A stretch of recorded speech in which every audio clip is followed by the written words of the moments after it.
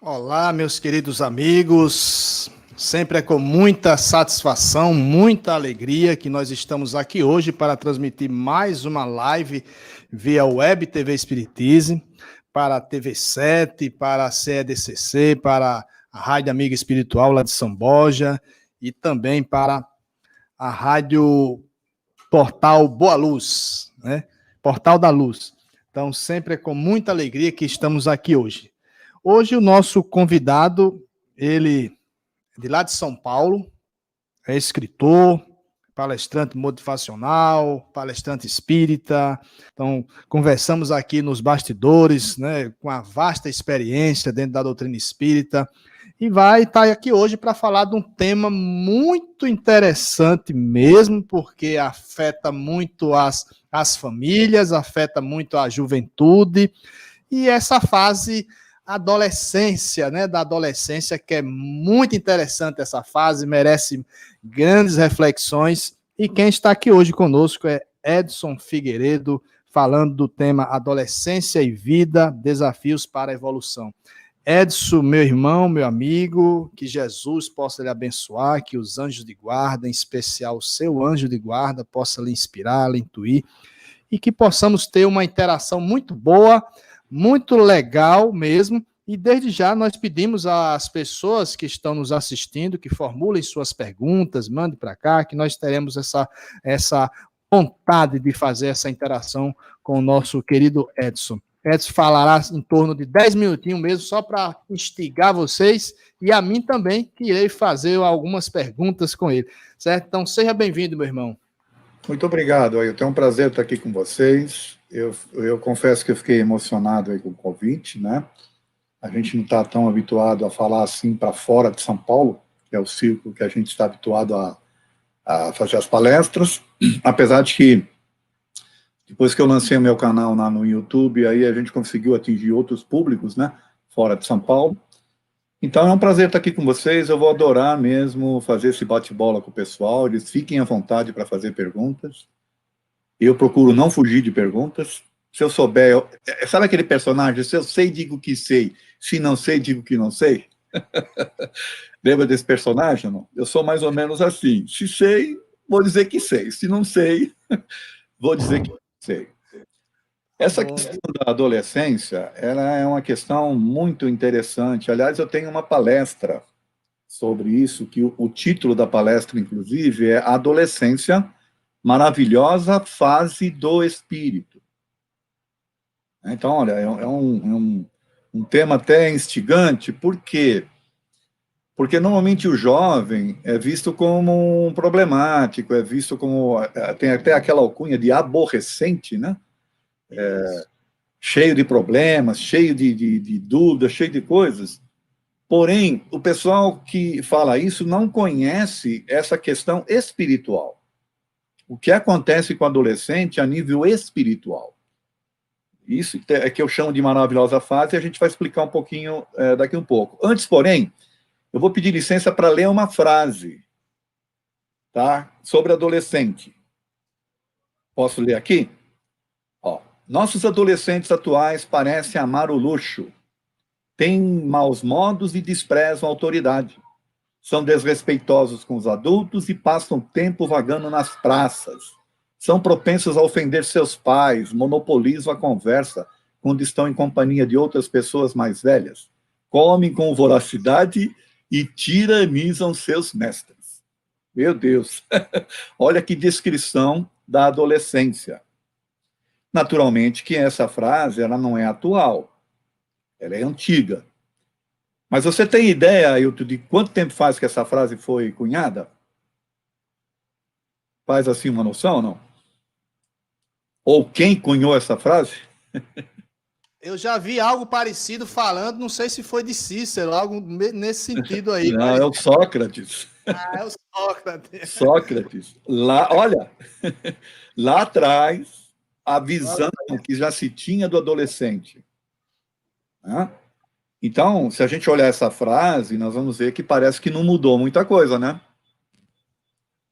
Se a gente for pensar, principalmente para as pessoas que olham a adolescência com esse olhar que os digo que é um olhar mal visto, né? Poderia ser olhado de forma diferente. Então, a adolescência realmente é um problema sério em relação a essa questão da ambientação na sociedade. Porém, os adultos que olham o adolescente esquecem que já foram adolescentes. Esse é o grande problema. Esquece que nós já passamos por essa fase, nós já enfrentamos essas situações todas que o jovem enfrenta hoje, né? Que o jovem, inclusive, tem dificuldade até de entender. E eu confesso que eu fico admirado de ver, às vezes, o adulto que passou por essa fase não conseguir ter uma conversa adequada com o adolescente. Inclusive, desprezar, né, o adolescente em si, nas suas opiniões e naquilo que o adolescente acha que é interessante. Então, porque falta essa questão do entendimento espírita sobre o adolescente. E essa questão ela é interessante porque ela está inserida, na verdade, lá na questão do Livro dos Espíritos, a 385. Não sei se você lembra dela, Ailton. A questão 385 do Livro dos Espíritos, que eu quero ver se eu acho ela aqui. Só um segundinho. Dá para guardar um pouquinho aí, né? Deixa eu ver aqui, que eu tinha preparado, mas o meu material... onde é que está? Só um segundinho. É porque eu quero lembrar a questão, entendeu? Eu acho que era importante para a gente ter uma noção do que a gente está falando aí. Aqui, o que acontece a nível espiritual com o adolescente. Questão 385 do Livro dos Espíritos. O Kardec pergunta, né, para os espíritos, qual o motivo da mudança que ocorre no caráter dos indivíduos em uma certa idade, especialmente ao sair da adolescência? É o espírito que se modifica? Então, Kardec queria entender o que é que faz acontecer essa transformação, né, na criança que vem, na fase da adolescência, depois vem uma transformação. Se era o espírito que se modificava. Aí a resposta é a seguinte, ó, é que o espírito retoma a natureza que lhe é própria e se mostra qual era. Não sabeis o que a inocência das crianças oculta. Não sabeis o que elas são, nem o que foram, nem o que serão. Então, diante dessa resposta e da pergunta do Kardec, o que a gente tem que tentar entender a nível espiritual? Primeiro vamos falar a nível físico. Nível físico a gente sabe que acontecem muitas mudanças com o jovem, tá certo? Os hormônios todos que entram, né, em erupção, transformação física, crescimento, às vezes de uma fase assim enorme, né, em curto espaço de tempo, nasce pelos, nasce espinha, ou seja, o jovem passa realmente por uma fase assim de transformação física que ela é intensa. As meninas começam a menstruar, nascem os seios, e aí começa todo um processo a nível físico em que o adolescente começa a se questionar numa série de coisas, né, nesse sentido, né, ele precisa se integrar, às vezes ele se acha feio, às vezes ele não está adequado. Por quê? Porque ele saiu da fase da infância e foi para a fase da adolescência muito rápido. E essa fase é uma fase de transformações profundas, fisicamente falando. Então, a psicologia estuda a adolescência nesse sentido, no sentido dessas transformações físicas e também no sentido da transformação que os hormônios provocam. Porém, falta esse componente aqui, que a gente acabou de ver, que é a transformação espiritual. O que vem a ser essa transformação espiritual? Sabe aquele espírito que reencarnou e que ele ficou durante um período ali da infância com a sua consciência espiritual obliterada, ou seja, ela não consciente? Porque todos nós sabemos, né, que quando o espírito se liga ao corpo, o corpo vai exercer uma enorme influência no espírito. E o espírito vai esquecer de tudo, ele praticamente fica meio que zerado aí para aprender com os pais, né, durante a fase da infância. Porém, conforme o espírito vai se tomando conta do corpo, ele vai, de alguma forma, aprendendo a usar o corpo, e ele vai começando a retomar aos poucos essa sua consciência, e ela vem de fato, ó, seguindo aqui o que os espíritos falam na questão 385, nessa fase da adolescência. Então é uma fase em que o espírito já tomou conta do corpo de fato. Esses processos físicos acabam provocando também alterações nesse sentido no campo espiritual, e aí aquele espírito que estava meio, como é que poderia dizer, meio esquecido das suas coisas espirituais, ele recebe uma carga plena de consciência espiritual. É no campo espiritual que nós estamos falando, tá? Não é que isso venha à tona fisicamente, mas é no campo espiritual. Então, é uma fase, inclusive, de muitos questionamentos, no sentido até da sua missão na Terra, ou coisa que o valha. É uma fase em que ele começa a se questionar se aquilo que está sendo programado pelos pais, por exemplo, aquilo que se espera dele, a sociedade espera dele também, né? A nível físico, de fato é bom para ele como espírito. Porque todos nós sabemos que nós reencarnamos com alguns programas, né? Questões 200 a questão 278, não, 258 a 273 do Livro dos Espíritos, que é a escolha das provas, né? Se não me engano, é 253 até a 278, isso, escolha das provas.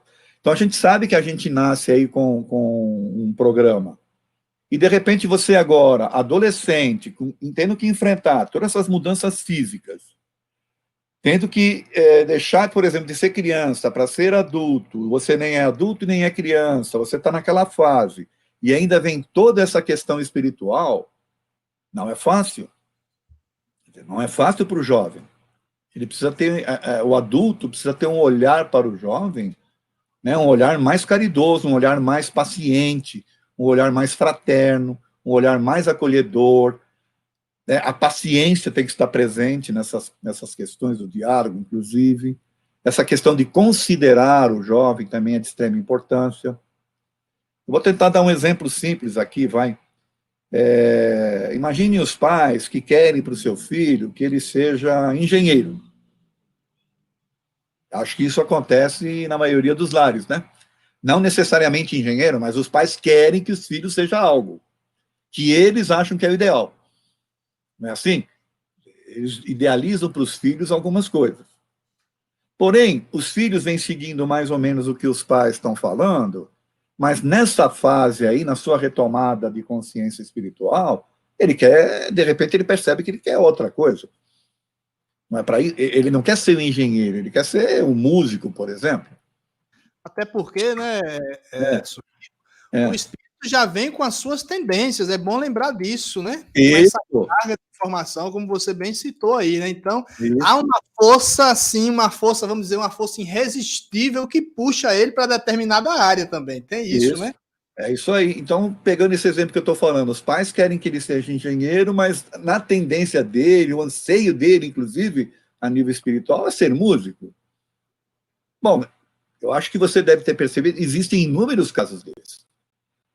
Então, de repente, se os pais insistirem muito, e o filho, por força da forma como a sociedade é organizada, ele vai se formar em engenharia, mas ele vai ser um péssimo engenheiro. A sociedade está perdendo a oportunidade de ter um excelente músico, nesse exemplo aqui que eu estou usando. Né? Então, o grande dilema do jovem hoje, e aliás, eu tenho dó do jovem hoje, viu? Sinceramente.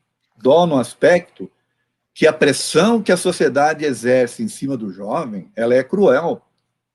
Essa coisa de vencer, de ter, sabe, né? E o jovem, ele tem que responder a isso, e não é fácil. O jovem, às vezes, entra realmente em processos aí depressivos. É comum, inclusive, na fase da adolescência, o jovem se recolher mais, né? Porque ele fica nesse processo aí todo de repensar uma série de coisas, tá certo? De atender os anseios da sociedade ou atender seus próprios anseios. Muitas pessoas falam, mas o jovem ainda não sabe bem o que quer. Será?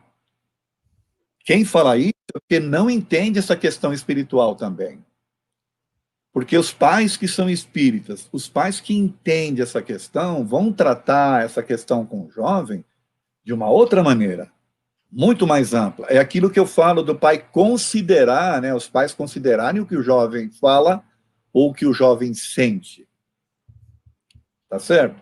Então, essa questão, por isso que eu falo que é uma maravilhosa fase, né? Porque como ele está retomando toda essa sua carga espiritual, ele tem agora uma série de situações para decidir, espiritualmente falando, que vão levá-lo para o seu futuro naquilo que ele se programou para se desenvolver espiritualmente.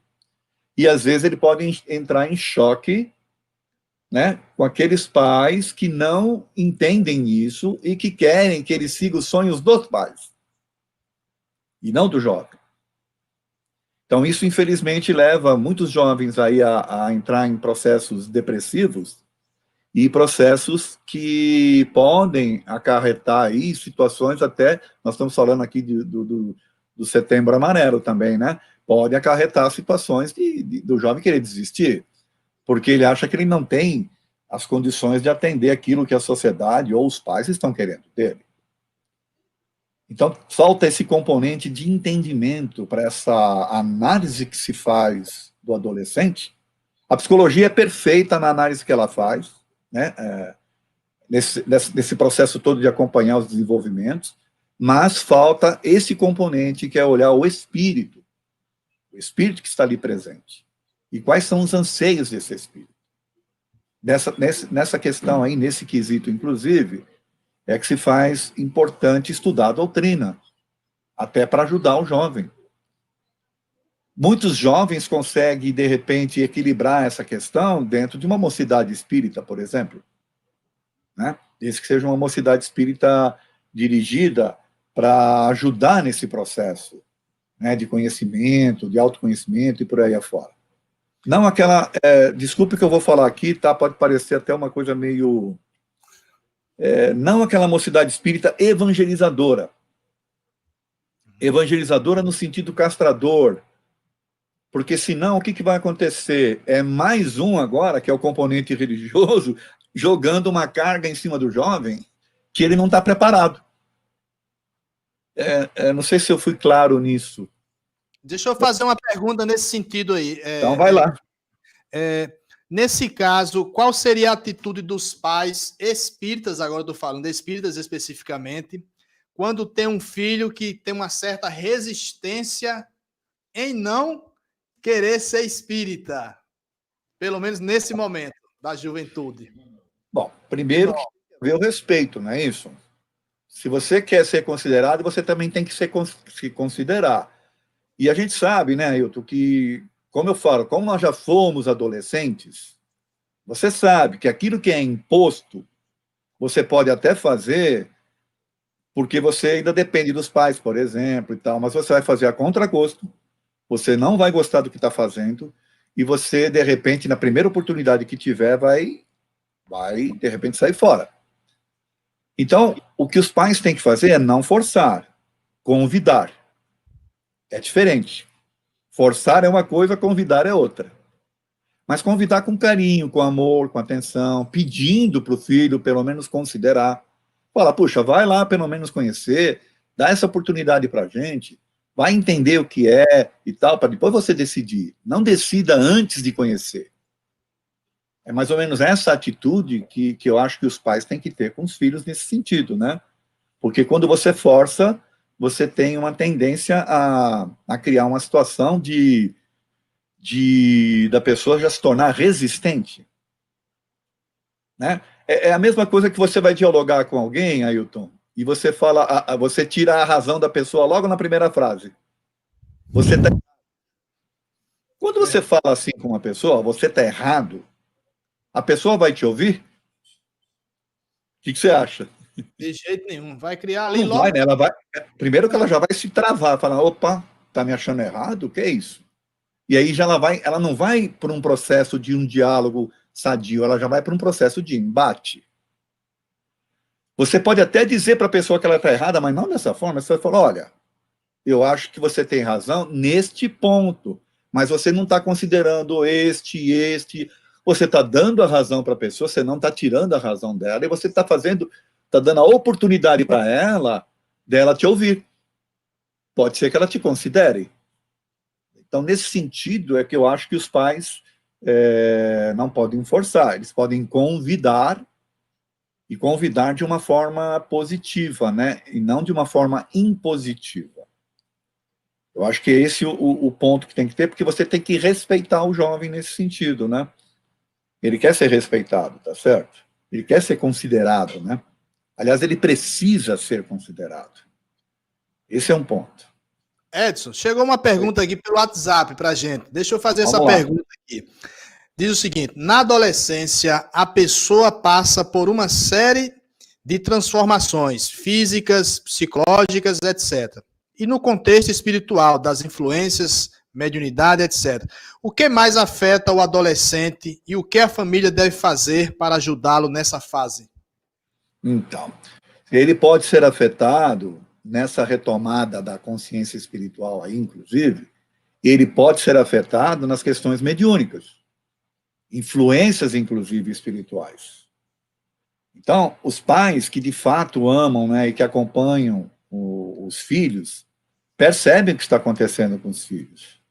E se são pais espíritas, então, eles têm condições de até de entender se está havendo um tipo de um processo assim, né, pseudo-obsessivo e tal. Então, nesse aspecto aí, é levar o filho para um tratamento. Na instituição que nós dirigimos aqui em São Paulo, nós temos um tratamento que a gente criou, que é específico para crianças, jovens e adolescentes. É específico. Então, é um dia da semana, por exemplo, que é voltado para a criança, para o jovem, para o adolescente. E aí, nós temos mais ou menos hoje uma média aí de 192 assistidos nesse tratamento, tá? E desses daí, nós estamos falando em 45 jovens, mais ou menos, que saíram da pré-adolescência para a adolescência. E são inúmeros casos de jovens que chegam com processo obsessivo.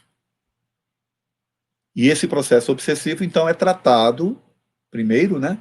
E depois o jovem, depois dele equilibrado, então ele ingressa na mocidade. E ali na mocidade ele vai aprender a se manter equilibrado, porque na nossa sociedade atual, ter mediunidade na adolescência é complicado. Né? Na época do Kardec, a maioria dos médiuns que ajudaram Kardec eram adolescentes, mas era uma outra situação, era uma outra fase. Nessa sociedade atual, que é tão exigente, ter uma mediunidade despontando, né, nessa fase é complicadíssimo. Então, é interessante que ela se equilibre. Para isso, precisa de um tratamento, precisa de um entendimento, né, de um acompanhamento, inclusive.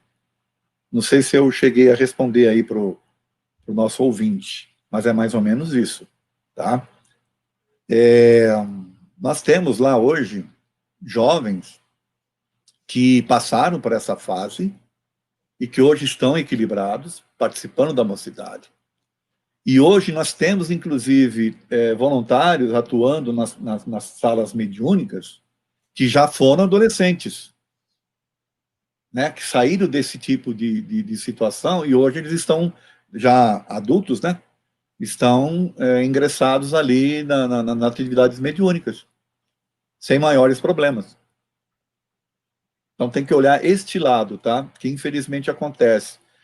E nesse sentido, inclusive, eu acho que vale a pena reforçar, há um perigo, sim, de uma influência espiritual maior, porque nós não estamos falando aqui de uma fase de questionamentos muito profundo, mudanças físicas, mudanças psicológicas, mudanças espirituais e questionamentos profundos em relação à sociedade, o que eu quero, o que os meus pais querem de mim, né? Esse questionamento faz com que o jovem fique nesse processo de pensar, e nós sabemos que os espíritos nos influenciam. Questão 459 do Livro dos Espíritos, tá certo? Os espíritos nos influenciam muito mais do que a gente imagina. Na maioria das vezes eles nos dirigem e a gente não percebe. Então, nessa fase de questionamentos aí, é muito fácil, sim, para os espíritos virem e insuflarem coisas no jovem. Se o jovem tem uma família equilibrada, se ele tem uma família onde ele pode dialogar, onde ele pode, de fato, expressar os seus sentimentos, sem ser, vamos assim dizer, punido, ou corrigido, ou, né, rechaçado, ou ignorado, ele vai questionar essas coisas, os pais vão ajudá-lo. Então, ele não vai ter esse tipo de influência espiritual perniciosa. Mas se ele não tem isso, é uma grande chance de ter essa influência perniciosa, né? E aí vai ser um caldo, como é que eu dizer, vai entornar, né? Vai engrossar o caldo daquilo tudo que ele já vinha enfrentando. Então, nesse caso, Edson, o comportamento dos pais, ele altera ou pode influenciar diretamente o comportamento do jovem nas suas escolhas, falando nas escolhas virtuosas, vamos dizer assim. Vamos pegar na seguinte premissa: pais desequilibrados, pais com certos vícios e que o filho presencia isso. Isso afeta diretamente os filhos ou... Demais, Ailton. Sabe esse trabalho que eu já citei para você que nós temos aqui? Nós tivemos que criar também, dentro desse trabalho, uma sala voltada para os pais, que é dirigida, inclusive, por psicólogos espíritas, tá? Por quê? Porque quando chega uma criança, por exemplo, lá, uma criança, um pré-adolescente, por exemplo, com problemas aí de desequilíbrio, coisa desse tipo, que normalmente é olhado e fala, não, isso aí é um processo obsessivo, às vezes não é. Às vezes são distúrbios criados por situações dos próprios pais. Então a gente meio que percebe isso. E a gente trata o jovem e trata os pais também. Porque não adianta nada você equilibrar o jovem e os pais continuarem desequilibrados. Porque você equilibra o jovem hoje, ele volta para casa com os pais desequilibrados, volta a se desequilibrar novamente. Porque a causa do desequilíbrio da criança ou do jovem não é ele, mas sim os pais. Então, os pais também, é de extrema importância que eles se mantenham equilibrados e que passem por um tratamento, né? No caso desse tratamento que eu estou falando para você, lá da nossa instituição, os pais participam numa sala específica. E ali eles vão ouvir coisas que eles talvez nunca ouvissem em lugar nenhum, né? Dessas questões espirituais, de como é que é o jovem, como é que é essa questão das escolhas, essas questões, por exemplo, do tratamento que tem que ser feito, desse diálogo que tem que ser um diálogo construtivo, desse diálogo, inclusive, que traz um acalento, né, que traz uma proteção, que o jovem se sentir confortável em poder, de fato, ter um diálogo amoroso e sincero com os pais, respeitoso. Tudo isso aí é ensinado Você vai falar, puxa, mas não é uma casa espírita? Sim, é uma casa espírita que enxergou que existe esse tipo de situação e nós estamos tratando o lado espiritual de um jeito e esse lado psicológico do outro. Perfeito. Interessante, né? Tem uma pergunta aqui de Renivaldo, Edson, é o seguinte: por que ainda vemos poucos jovens nas casas espíritas? Será falha na participação da família neste processo? Genivaldo? Renivaldo. Obrigado pela pergunta, amigo. Eu vejo de outra forma. Pode ser da família, mas eu acho que tem mais a ver com os dirigentes das casas. Porque o que acontece com os dirigentes das casas? Eles tendem a não dar espaço para o jovem, justamente por essa visão errada que se tem sobre o jovem. Esquecem desses detalhes todos, né? Então, o que acaba acontecendo? O jovem não tem espaço, o jovem precisa de um diálogo diferente do que a casa espírita está acostumada a propiciar. Eu vou falar uma coisa bem simples aqui e não me interpretem mal, por favor. Você chega um jovem numa casa espírita e a primeira coisa que ele olha lá é uma placa: o silêncio é uma prece. Silêncio. Quer dizer, o jovem está numa fase, né, de produção, né, de fusão, quer dizer, então ele precisa dialogar, ele precisa ter interação, tá certo? Energia. Ele vai se sentir mal ali naquele ambiente. Aquele ambiente não é para ele. Ele não está, ele está destoando do ambiente. Então, na verdade, a casa espírita tem esse problema, ela precisa adequar os seus espaços para receber crianças, jovens, para dar espaço para que eles possam se sentir acolhidos, e mais, o tipo de conversa, de diálogo, nas palestras, inclusive, tem que ser voltadas para a linguagem jovem. Se você coloca um jovem, primeiro ele dá de cara com silêncio a uma prece, aí depois ele vai lá ouvir uma palestra evangélica, daquelas que, inclusive, passam uma doutrina punitiva, infelizmente, né? Uma doutrina que, sabe, que condena, que isso e que aquilo. E aí ele fala, bom, esse espaço não é para mim, eu não tenho espaço aqui. É mais ou menos isso que acontece. Então, os dirigentes espíritas precisam rever esses conceitos. E eu vou me aprofundar um pouquinho mais, aproveitando a pergunta. A própria literatura espírita vai precisar se transformar se ela quiser se manter por um jovem.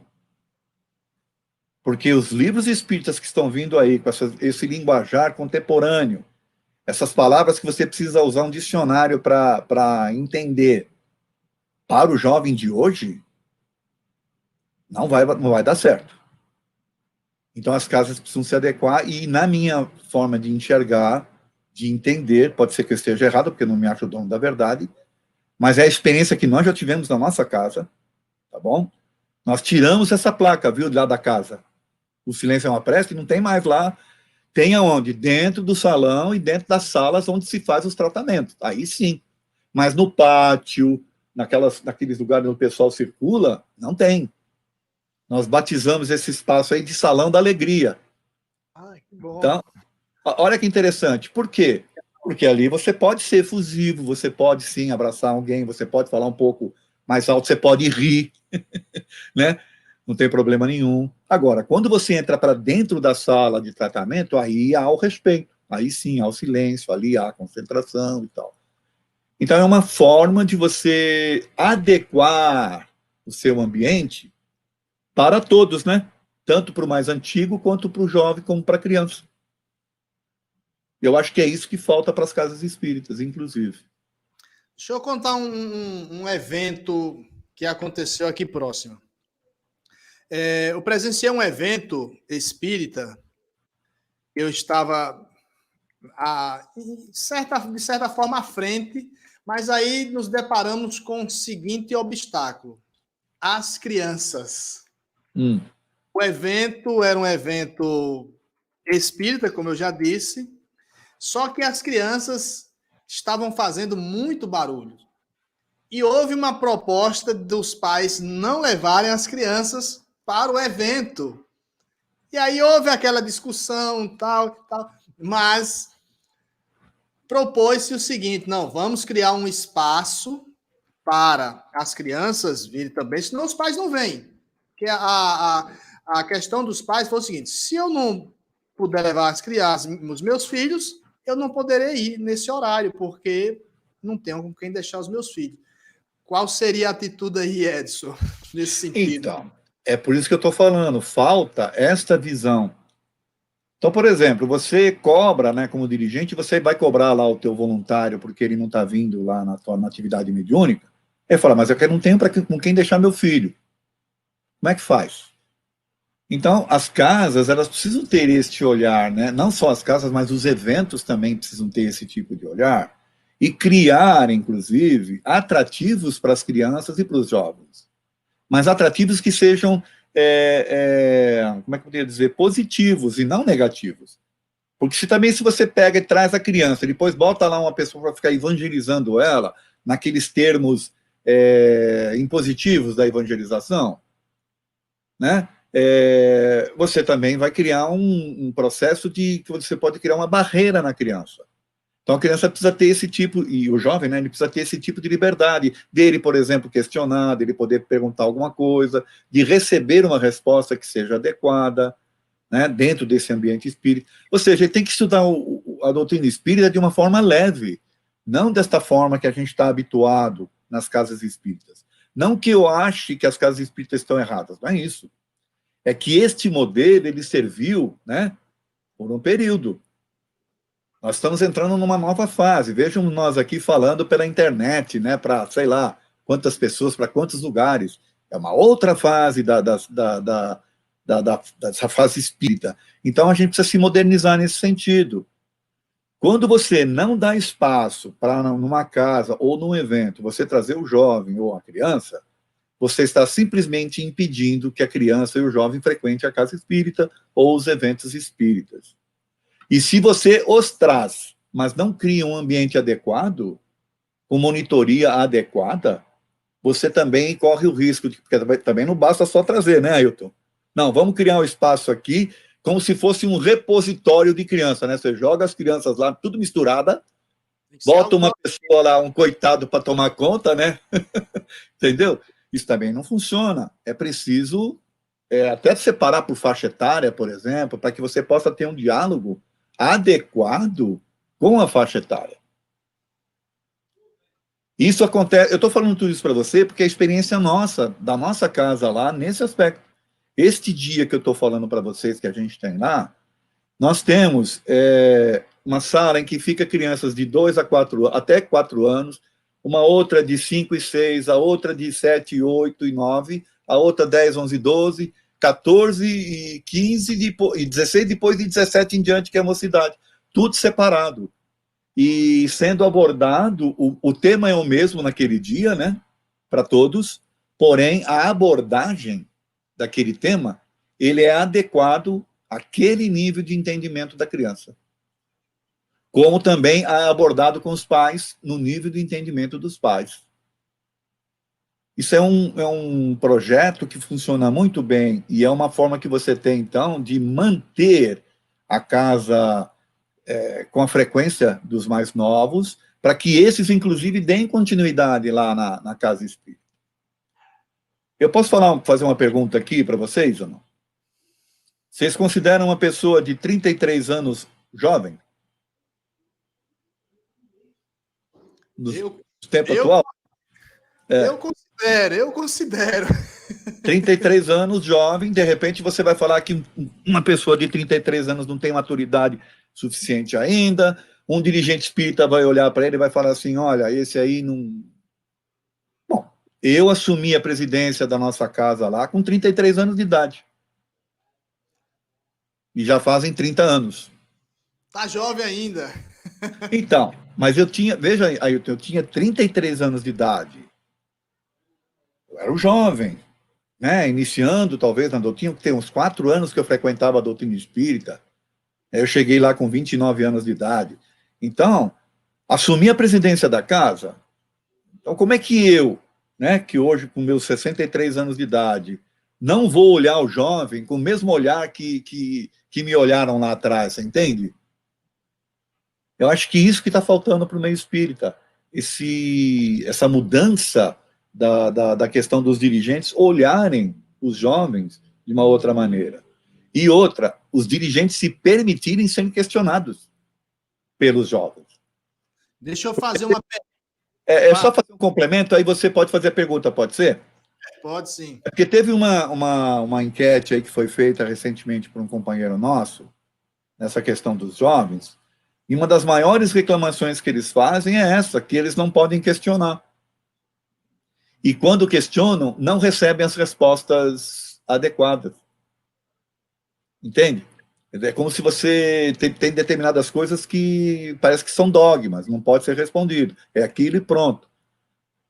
Então, essa é uma coisa interessante para ser pensada, tá? Agora pode fazer a tua pergunta. Perdão. Eu não vou fazer a minha agora, não. A minha é mais polêmica. Vou fazer Tá. uma do chat aqui. Meritânia Oliveira faz o seguinte. Partindo da premissa de que o amor cobre a multidão dos pecados, quando os pais percebem alguma irritação dos jovens, não será a hora de ajudá-lo? É nesse. Mas é aquilo que eu estava mais ou menos falando aqui. Como é o nome do ouvinte? É Meritânia. Ô, Meritânia, obrigado pela pergunta, querida. Nós tínhamos mais ou menos falado isso, que os pais, né, que vêm acompanhando o processo de desenvolvimento dos filhos, eles percebem essas mudanças. E aí é o momento, sim, de fato, de ajudá-los, né?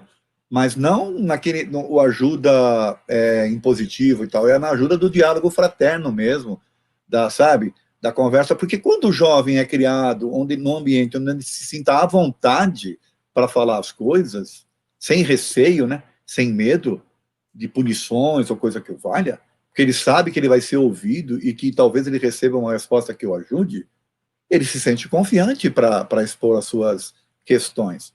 O problema é quando ele não encontra esse espaço. Só que ele vai falar isso com alguém. Então, sabe com quem ele vai falar? Ele não vai falar com os pais, ele vai falar com os amiguinhos.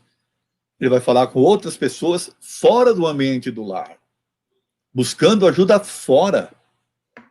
E quem é que pode ajudar o filho? É o pessoal de fora? Naturalmente que tem que ser os pais, né? Então, os pais precisam ter esse cuidado, na verdade. E isso tem a ver com a questão de como você olha seus filhos e o quanto que você os considera. Mesmo nas coisas que às vezes eles falam, que são coisas que você já com a sua experiência, você fala, ih, meu Deus, mas ele está passando por isso aqui, uma coisa tão besta. Para você é besta, para ele é de extrema importância na fase em que ele está enfrentando. Então, este olhar nós temos que ter. E aí eu vou repetir novamente. O problema dos pais é esquecer que já foram adolescentes. Esse é o problema. E que quando foram adolescentes, passaram por muita coisa, né? Que esconderam dos pais, que não tinham coragem de falar, ou que os pais não deixavam que falasse. E aí, onde é que eles iam buscar as informações? Na rua. Então, os pais que sabem que foram adolescentes, eles estão preparados, de fato, para tratar com o seu filho e não deixar que seu filho aprenda as coisas na rua, ou então na internet, né? Porque hoje está mais fácil na internet, certo? Miriam, lá da TV7, faz um comentário, bem interessante. Mas hoje eles veem a vida de outra forma, porém, o que puxa eles a outras atitudes são as drogas e parecem se destacar. É o seguinte, Miriam, o problema das drogas, ele é sim um problema sério, seríssimo, inclusive, né? Porque cresceu muito. Mas eu vou arriscar dizer que o jovem só vai procurar droga se ele não encontrar o acalento, se ele não encontrar o respeito, se ele não encontrar a orientação adequada dentro de casa. Né?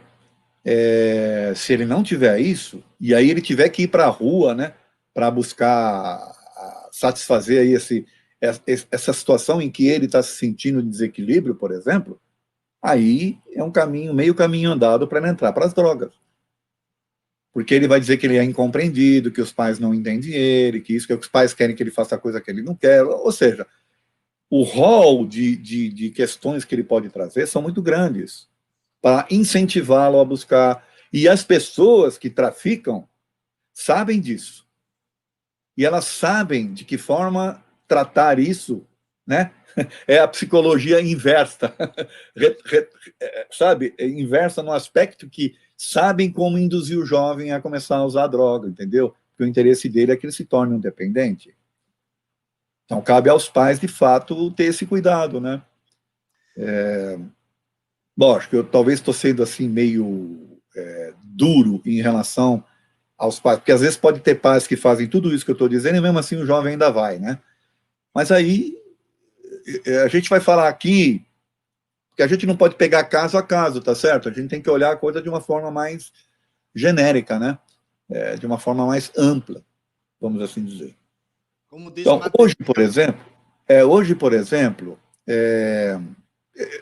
eu não gosto de ficar falando muito de exemplos próprios, mas vou falar dos meus filhos, por exemplo, tá?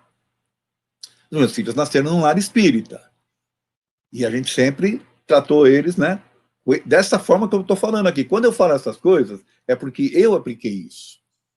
Então, é por experiência. Então, eles tiveram tudo isso que eu estou falando para vocês, esse diálogo, essa liberdade de falar as coisas, disso, daquilo. Foram orientados, né, a fazer as suas escolhas e por aí afora. Tiveram, inclusive, nas escolas ali, orientação sobre essa questão de drogas, né, de tudo. Simplesmente os meus dois filhos, a minha filha e meu filho, simplesmente não tem vício nenhum.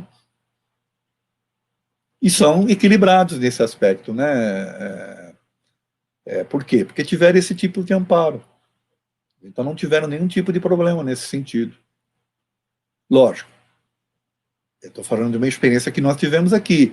Sempre existiu entre eu e minha esposa uma cumplicidade na forma de tratar as coisas, porque você não pode, né? Um fala, depois o outro vem e desfala, aí fica complicado, né? Então a gente, graças a Deus, a gente teve isso, né? Essa coisa dessa cumplicidade da forma de tratar tudo. Não forçamos nada dos nossos filhos, os convidamos. Tá? A minha filha, por exemplo, ela fez toda essa parte aí de mocidade e tal. Depois, quando ela chegou, ela começou a estudar os cursos básico 1, básico 2. Quando chegou lá no básico, ela ia fazer o básico 3, ela falou, pai, eu não quero mais seguir porque eu quero fazer outras coisas, preciso me dedicar. Eu falei, fica à vontade. Eu acho que a base você já teve, tá certo? Então você tem que buscar suas outras coisas, né? A base você tem. E agora, por exemplo, o meu filho está fazendo os cursos, né? Mas vai chegar uma hora que ele vai ter a mesma coisa. Ele falou, olha, chegou a hora de eu fazer minhas outras coisas. Então, vai fazer suas coisas. Ela fala, mas puxa, você não vai forçar seus filhos a trabalhar na casa espírita? Não. Eu acho que essa decisão é dele. Ele tem que sentir com vocação, tem que sentir com vontade para fazer isso, tá certo? Não é para agradar o pai que ele vai fazer isso, né? Esse acho que é um pequeno erro que alguns pais espíritas cometem, nesse sentido. Interessante essa abordagem, viu, Edson? Porque às vezes muitos pais pensam o contrário, né? Você está trazendo aí uma outra vertente que deu certo e está dando certo. Porque eu penso que, na maioria das vezes, quando o pai dá esta base aos filhos, ele tende a seguir os caminhos mais propícios à retidão. É, Claro que o espírito tem as suas tendências, né, tem os seus impulsos, mas é muito raro isso, os pais trabalharem a educação do filho para as virtudes, para a moral, e o filho se desviar. Acontece, sim. mas não é uma prática corriqueira, né? E aí tem um detalhe interessante, né? Você, na verdade, a gente aprende com a doutrina isso, né, Ailton? Nós criamos os filhos para serem nossos ou nós criamos os filhos para o mundo? Para o Questão, mundo. questão 208 do Livro dos Espíritos, né? A função dos pais é educar os filhos e educar para o mundo. Os filhos não é propriedade sua, você tem que prepará-los para o mundo. Então você também tem que se preparar para uma hora você soltá-los. Gibran fala muito sobre isso, né? O É, poeta, né? é. Gibran. Porque senão cria um processo de dependência afetiva, dependência mútua um do outro. Eu diria que até processos obsessivos de encarnado para encarnado. Olha uma coisa que eu vou falar aqui, talvez vá assustar as pessoas, hein? Tem muitos pais que são obsessores dos seus filhos. Olha para isso aí, pais. Vamos prestar Não quero atenção. assustar ninguém, mas porque o pessoal acha, né, Ailton, que a obsessão é só de um espírito desencarnado por um encarnado. Mas os grandes processos obsessivos, na verdade, eles são de encarnado para encarnado. Uma pessoa que é ciumenta, por exemplo, ela é o quê? Se não é uma obsessora. Então, hoje, infelizmente, tem muitos pais que fazem esse. Não precisa nem dos espíritos, sabe? Porque os próprios pais fazem. Né? Então, é uma pena, porque está faltando uma compreensão da doutrina um pouco mais ampla. Né? Uma compreensão de uma doutrina mais estudada, inclusive. Então, de novo, o papel dos pais é preparar os filhos para o mundo. E aí você tem que dar a base para eles e soltá-los, acreditando neles. Ah, mas eles podem errar, eles podem sofrer e podem. Ué, e você também não errou e não sofreu quando você era jovem? Da onde é que vêm os processos de experiência? Como é que a gente aprende? Né? Não é experienciando? Se você só aprende a teoria e você não põe nada em prática, você não vai aprender nada. Vai ficar cheio de teoria, né? E na hora que tiver que praticar, não vai saber como fazer. Então é mais ou menos isso. Ô Edson, Oi. Ivana Araújo, ela pede uma dica para você. Ela diz o É, seguinte: Quais as literaturas, autores espíritas recomendados para a adolescência? Os adolescentes. Essa aí você me pegou, hein? Será que eu posso responder depois para você, Ailton? Aí você passa para ela? Faço sim. Pode sim. Vou fazer Eu, outra pergunta. eu lembro que tem alguns livros bacanas, mas olha, eu posso dizer um que, inclusive, é bom para os pais também, Renovando Atitudes. Olha o título do livro, Renovando Atitudes. É do espírito Hamed, e o médium é o espírito Francisco do Espírito Santo Neto. Este livro é muito legal. Esse livro é muito legal para os pais e até alguns jovens conseguem ler, tá? Mas depois, Ailton, eu vou passar para você um específico que eu tenho aí dos jovens. Para você, é Ivana, né? Ivana. Tem até aquele, Edson, que é de Divaldo Pereira Franco, que é Adolescência e Vida, que é um livro Tem também. Tem também. excelente, né? Mas eu vou indicar esse outro aí, você depois poderia passar para ela? Pronto. Pode ser? Pode ser sim, viu, Ivana? Então Tá bom, fica. mas Ele passa para a gente e aí eu repasso para vocês. isso. Então é o seguinte, mas eu gostaria de recomendar mesmo esse livro, Renovando Atitudes. Ó, pelo título do livro, vocês já veem que é um livro que vai mexer com atitudes, às vezes, que você está lá, sabe, tão fechado, né? E que você talvez precise renovar para ser esse processo de transformação equilibrado que você pode passar.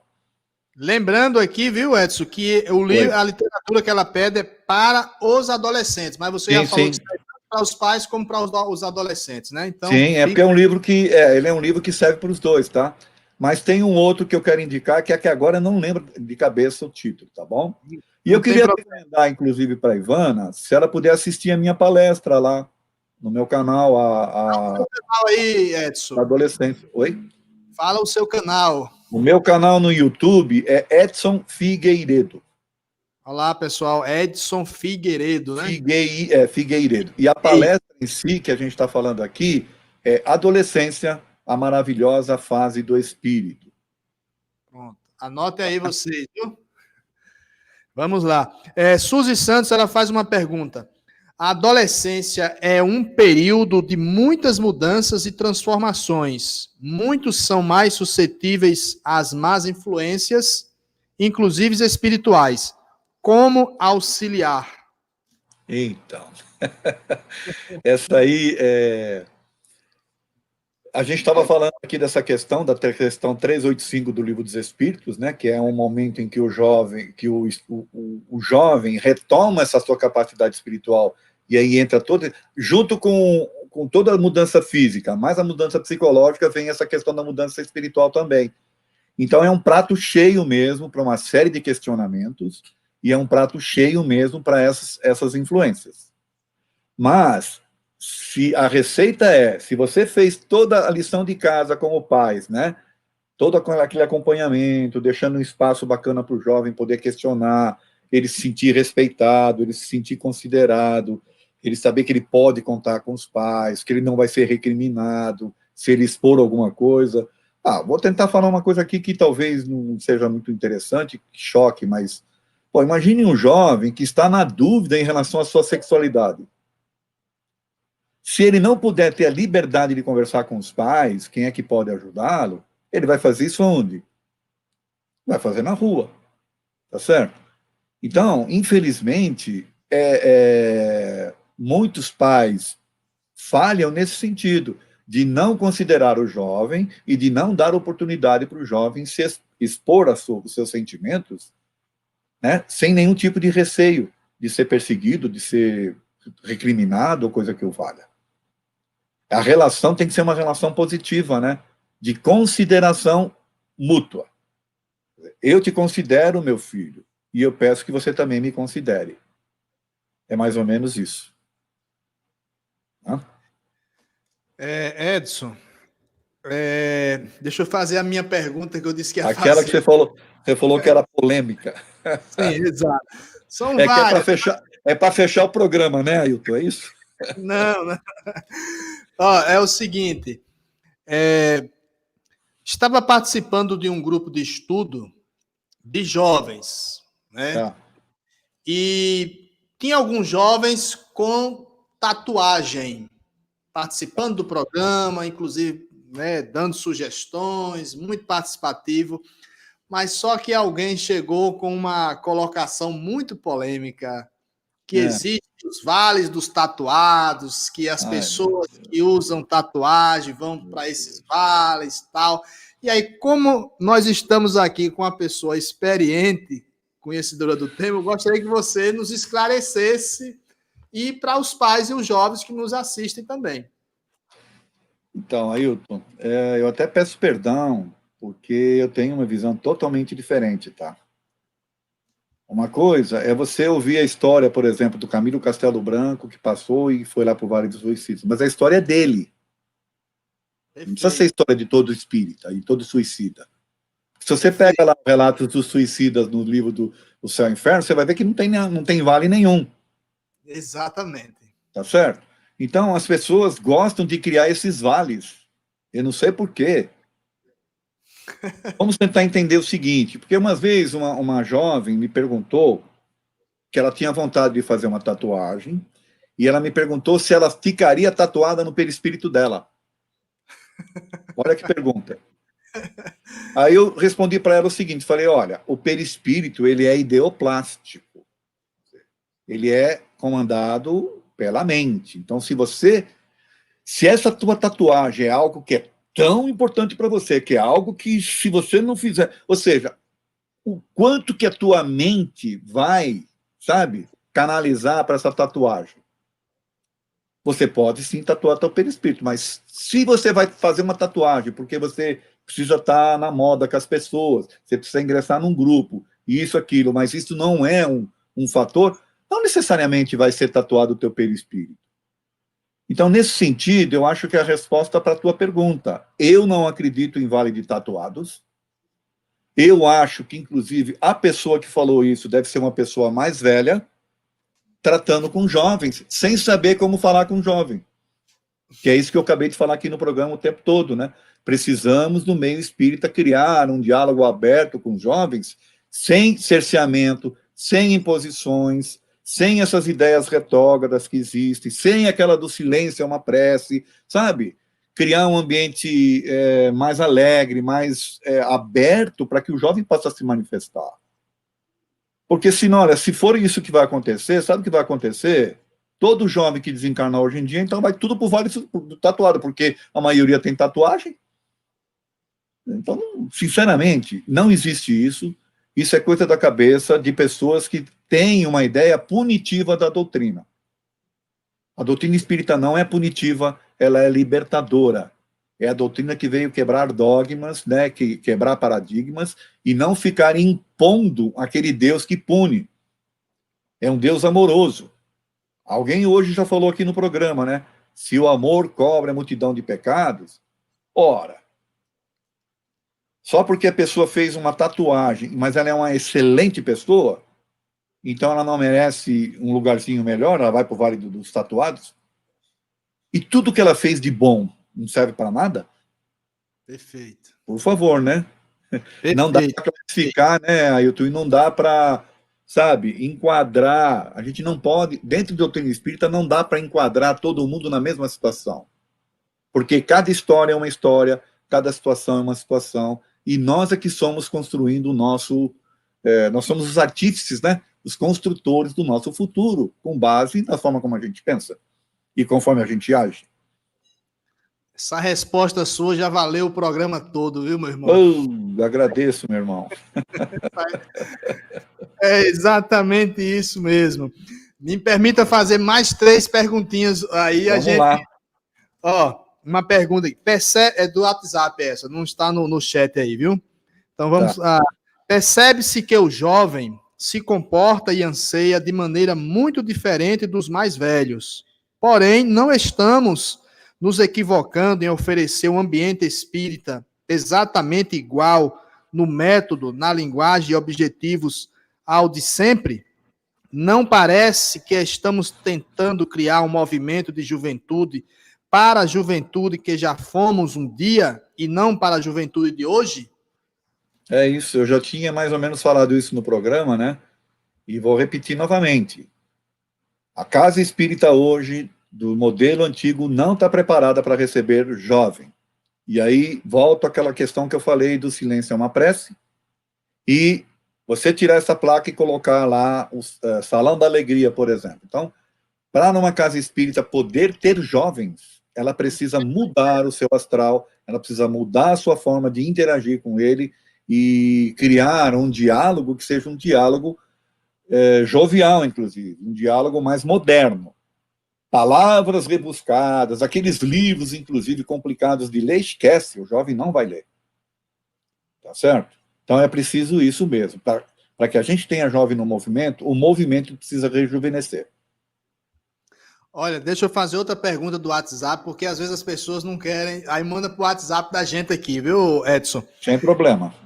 É outra perguntinha que talvez seja polêmica, viu? Pequenininha, mas danada. Olha lá.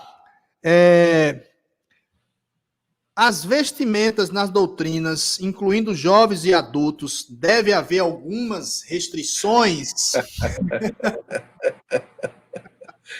Muito bem.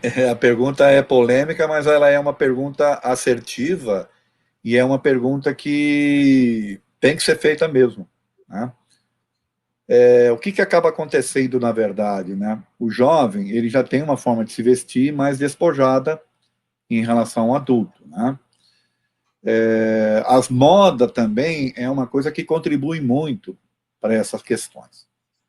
Então, quando você tem um diálogo franco, um diálogo aberto, um diálogo sem imposições, onde há o convencimento pela razão, o próprio jovem, ou o próprio, por exemplo, frequentador, não bem um frequentador, mas o voluntário que está na casa espírita, ele vai se adequar.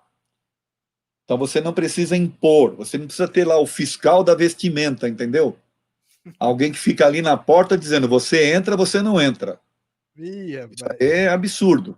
O que precisa é ter esse tipo de diálogo, esse tipo de entendimento. Porque quando a pessoa entende que, por exemplo, se ela vai com uma mulher, por exemplo, ela vai com uma blusa muito decotada, né, ela vai despertar olhares, interesses, outras energias voltadas para aquilo. Isso pode ser útil ou deve acontecer, né, na vida social, mas dentro de uma casa espírita, o ideal é que você evite isso. Mas é preciso que haja essa compreensão. Não é ninguém que vai impor isso para você. É você que vai ter essa compreensão e vai falar, eu não posso ir com roupa decotada no centro, porque não é bom, porque não é legal, por causa disso. Mas é preciso que tenha esse diálogo franco e fraterno para isso, tá certo? E não impositivo. Porque aí você afasta a pessoa, né? Sempre se resolve com o diálogo, né, Edson? E é o convencimento, né, Ailton, pela razão. A razão. Lógica. Né? E não impositivo, como você falou. É o melhor caminho. Jorge Klaber, ele diz assim, tem um livro chamado Jovem no Além, lá da TV7, lá na Paraíba. Opa! Também. E ele já faz uma pergunta, viu, Edson? Até os 21 anos, estamos reencarnando realmente? Reencarnado realmente? É assim, acho que ele está querendo, a pergunta que ele está fazendo é até que momento o espírito realmente assume o corpo para valer, né? Deve ser essa a questão, né? Nesse sentido mesmo. Tem fases, né? Eu diria que até mais ou menos os 14 anos, mais ou menos, é a fase em que o espírito de fato toma conta do corpo e inclusive vem essa questão das lembranças da sua consciência espiritual lá da questão 385 do Livro dos Espíritos, né? Nessa fase aí mais ou menos dos 14 anos. O que está acontecendo é que a adolescência em si, ela vem se esticando, então ela vai indo mais ou menos até os 21 anos de idade, né? Ela está se esticando nesse processo, mas é por conta da organização da sociedade, da forma como os pais tratam os filhos. O grande problema dos pais é não querer que os filhos passem por que eles passaram, então eles evitam que os filhos façam uma série de coisas, depois reclamam que os filhos não saem da casa, né, com 20 e tantos anos, não saem. Quer dizer, eles não percebem que foram eles, mais ou menos, que ajudaram nesse processo, né? Mas, se a pergunta foi essa, em que momento, de fato, a gente assume a reencarnação nova, é nessa fase aí, mais ou menos, dos 14 anos, mais ou menos, porque também a gente não pode cravar, né? Que cada um é cada um. Mas é mais ou menos nessa fase aí. Perfeito. E ele segue com uma outra pergunta. Acho que ele ouviu direitinho o que você falou sobre os tatuados, viu? E por que das tatuagens? E se o vale for um vale bom? Então, é assim, gente. Daqui a pouco nós vamos fazer o vale dos, sabe, o vale dos que comem carne, o vale dos que comem não comem carne. Não existe isso, né? O posicionamento do espírito no plano espiritual se dá pela energia dele, pelos valores, pela sua vibração. E aí não vai importar se tem tatuagem no físico ou não tem, porque às vezes a pessoa tem uma tatuagem no físico, mas não leva isso para o seu perispírito. Entende? Aquilo que eu estava falando, até respondendo para você, né? O perispírito, ele é ideoplástico. Nós vamos construir coisas do nosso perispírito de acordo com o nosso mental. Então, eu, por exemplo, eu posso ir para o plano espiritual, né? Imagine que eu morri aí de um acidente qualquer e que tenha sangrado muito, vai. Eu posso ir sangrando também, mas o perispírito não sangra. O que é que está fazendo o perispírito teoricamente sangrar se não é o meu mental influenciando? Como eu posso desencarnar dessa forma e ir lá com o perispírito límpido? Por quê? Porque eu me preparei para aquilo não me afeta, isso e por tudo outro. Então, o nosso mental, o pensamento é o construtor das coisas. Nós precisamos tomar muito cuidado da forma como a gente pensa. Basicamente. Só para ficar claro, Edson, quando você fala Oi. mental, você está falando a ação do próprio espírito, é isso? Sim, e as nossas ações. Sim. Então vamos tentar imaginar a seguinte situação, vai. Agora eu vou criar outra polêmica. Eu sou alguém que acredito no umbral do André Luiz, tá bom? Do jeito que ele escreveu lá. Porque o André Luiz, na verdade, não fez coisas lá e acabou indo parar no umbral. E aí, eu acredito tanto nisso que eu desencarno, mas é o meu mental que está criando isso. Eu desencarno, está um mentor iluminado do meu lado ali para me levar e eu enxergo ele. Porque eu estou esperando um umbral, você entende? Eu construí isso no meu mental. O mentor está lá querendo me ajudar para me levar e eu não estou preparado nem para enxergar o mentor. Por quê? Porque eu estou tão fechado dentro de mim mesmo, nessas questões mentais, que eu crio essa situação no plano espiritual, no campo fluídico, né, do plano espiritual. Isso aí está no livro dos médios, construções mentais. Tá? Tem um livro muito bom de Ernesto Bozano, que é A Crise da Morte, que ele desmistifica muitas coisas, inclusive de suicidas. Né? Então, Que não vamos dar spoiler aqui, mas é um livro... Crise da Morte, muito bom. Exatamente, A Crise da Morte. Nós já estamos num ponto adiantado, vamos fazer só esse comentário de Joelma Alves, lá da Paraíba, que ela cita o filho dela como um exemplo. E, olha, tem um filho, jovens, eles acham a forma de estudo na casa espírita muito limitado, no sentido de não permitir estudos polêmicos, que hoje são bem atuais. É um comentário que ela faz, que é muito pertinente, porque vem do... Aí ela continua aqui, porque os espíritas têm medo de estudar na visão espírita temas polêmicos. Porque não estão preparados. Infelizmente não estão preparados para essa doutrina libertadora, né, de questionar e de trazer a doutrina para a situação atual. Talvez ela não tenha pego o início que a gente conversou, que eu falei desse problema da evangelização, ser uma evangelização impositiva, uma evangelização castradora. A gente deveria mudar, inclusive, para a educação espírita do jovem. É diferente. Aí você vai poder dialogar com o jovem sobre temas, qualquer tipo de tema. né? Eu até coloquei aqui que o grande problema dos jovens hoje, numa enquete que foi feita, é que na visão deles, os dirigentes espíritas não aceitam questionamentos, como não aceitam conversar sobre esses tipos de temas que nós estamos falando aí. Então, você pode sim abordar sexo num diálogo, numa casa espírita, com um jovem. Você não vai fazer isso naturalmente numa plateia lá para falar, né? Num pessoal que vem para tratamento. Mas num encontro de um jovem ali, você pode falar sobre essas coisas. Não há problema nenhum. Porque é melhor que você fale com uma visão espírita sobre o assunto do que simplesmente ignorar. Porque o jovem vai buscar isso em algum lugar. E sabe onde ele vai buscar? Na internet. Infelizmente. Ou com os amigos, né? É verdade, é a pior forma, né?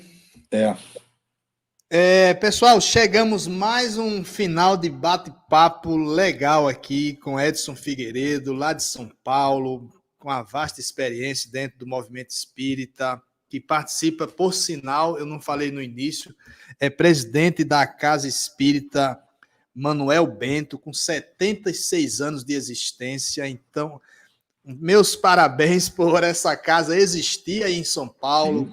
Me falou aqui nos bastidores, com vários trabalhos existentes na casa. A gente ficou com uma certa inveja boa, se é que existe, em adotar todos esses trabalhos que são adotados aí. Então, nos meus agradecimentos a todos vocês que nos assistiram, que estão aí ainda.